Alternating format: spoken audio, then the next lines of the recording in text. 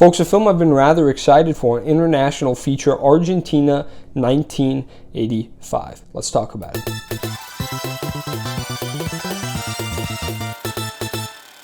Folks, I've been excited for this one for a while because it is, of course, a courtroom drama, and I adore courtroom dramas because I love law and I love just the tension that arises out of a courtroom situation. And this film is exactly that. If you don't know anything about it, it's about a prosecutor in 1984, I believe, is when the film starts. I know the title's a liar, but most of the film is in 1985, so put the pitchforks away. A prosecutor who is tasked with the impossible job of charging these generals of the last government who were corrupt generals, and he has to bring justice to them.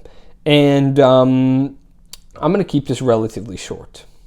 I loved what the film was doing for the beginning, for the most part. For the first act and the second act, you're moving relatively quickly. The first act is really, he doesn't want to take the job. He's a family man.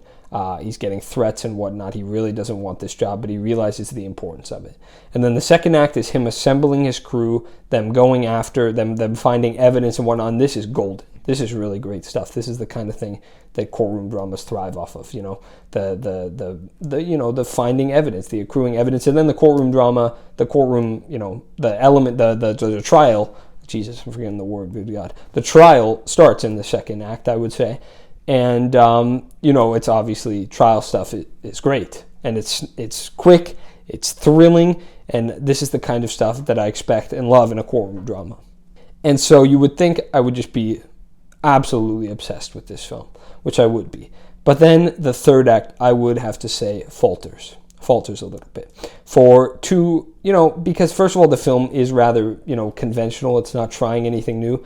And this is most evident in the third act, because you have classic tropes that I just despise, like the two protagonists turn on each other for some arbitrary reason. And it's just stuff like this. And, they're close to winning the trial, but they don't. You have this monologue at the end.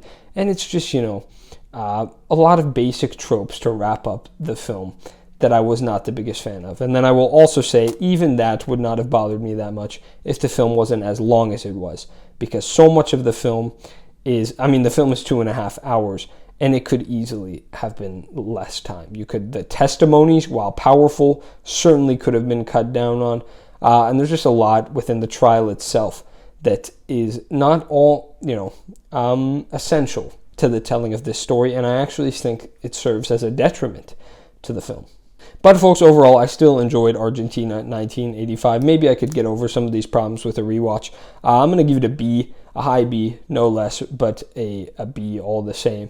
So Argentina 1985, if you've seen it, let me know what you think. If you like courtroom dramas, absolutely check this one out. I would highly recommend it. And if you like history, because there's a lot of great history to be found here. Folks, I've been EPC Reviews. You've just been the absolute best. I will see you in an Argentinian courtroom in 1985.